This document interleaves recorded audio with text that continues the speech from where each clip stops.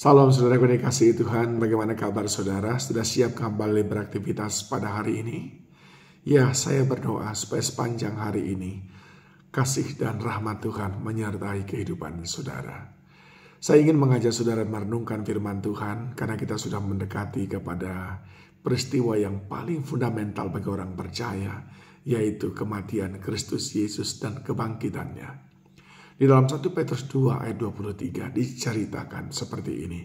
Ketika ia dicaci maki, maksudnya Yesus Kristus, ia tidak membalas dengan mencaci maki. Ketika ia menderita, ia tidak mengancam, tapi ia menyerahkannya kepada Dia yang menghakimi dengan adil.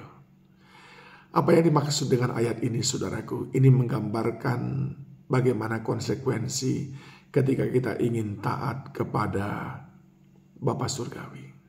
Ketaatan kita itu mengandung konsekuensi. Kalau kita mau taat kepada Tuhan, maka kita tidak membalas kejahatan dengan kejahatan.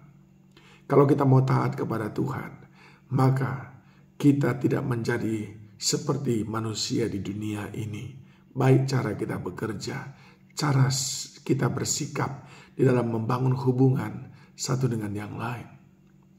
Di dalam proses penyiksaan Yesus Kristus, ada banyak caci maki, olok-olok yang diberikan kepadanya. Tentu saja dalam keilahiannya tidak ada tentara itu yang tidak bisa dia kalahkan. Hanya seperti hembusan nafas saja. Ataupun hanya sekedar mengucapkan saja, maka tersungkurlah semuanya. Tetapi bukan itu misi Bapa Surgawi.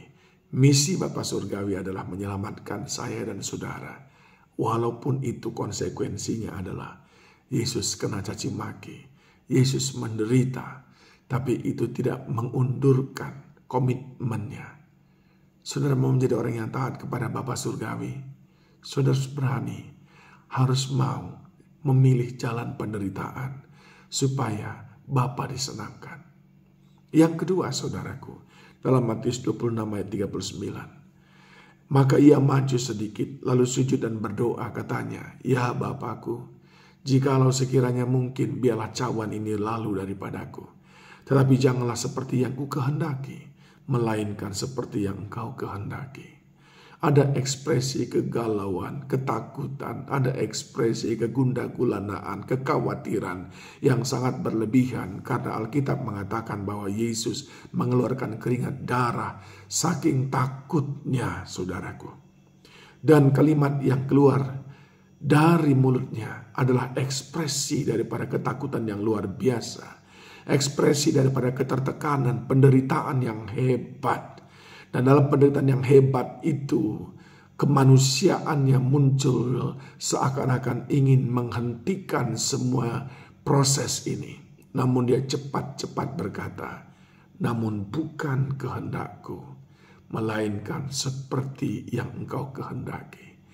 Kalau kita mengutamakan Tuhan dalam hidup ini, saudaraku, maka fokus kita bukan tentang diri kita, tapi tentang Tuhan. Kita berkata, "Biarlah aku rela kalah, asal Dia yang mengutus aku menang. Biarlah aku rela dipermalukan, asal Dia yang mengutus aku dipermuliakan. Biarlah aku menderita, asal Dia yang mengutus aku sungguh-sungguh merasa dimuliakan." Ini adalah konsep orang yang mengutamakan Tuhan. Sebagaimana Yesus Kristus teladankan kepada kita semuanya. Kadang-kadang dalam usaha kita, Tuhan izinkan kita menderita. Tuhan izinkan kita terseok-seok. Karena kita jujur, sementara orang yang di sebelah kita, dia seperti seolah-olah berkibar. Semua yang dia kerjakan seakan-akan mendatangkan keberuntungan. Karena dia menghalalkan semua cara. Rasanya, "Tuhan, aku mau menyerah dengan cara yang jujur ini. Karena aku pun tahu bagaimana caranya tidak jujur. Tetapi kalau itu menyakitkan hatimu, tetapi kalau itu mempermalukan engkau, jangan izinkan aku untuk tidak jujur. Biarlah aku tidak punya apa-apa.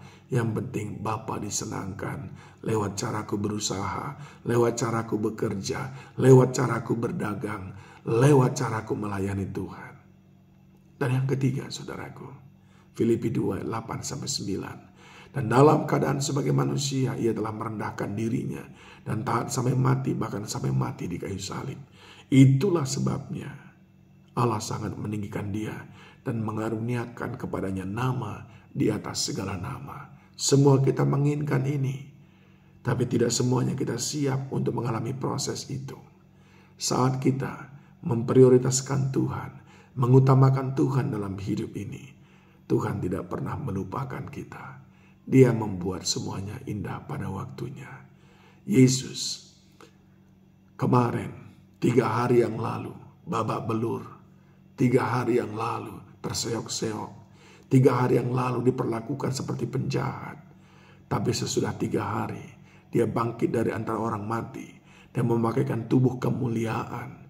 Dan bagi dia diberikan segala kuasa, kemuliaan, kehormatan sampai selama-lamanya. Hanya sebentar saja. Ketika kita mengikut Tuhan, memprioritaskan Tuhan, ada kalanya Tuhan izinkan kita dalam masa-masa sulit. Tapi ingat, hanya sebentar saja.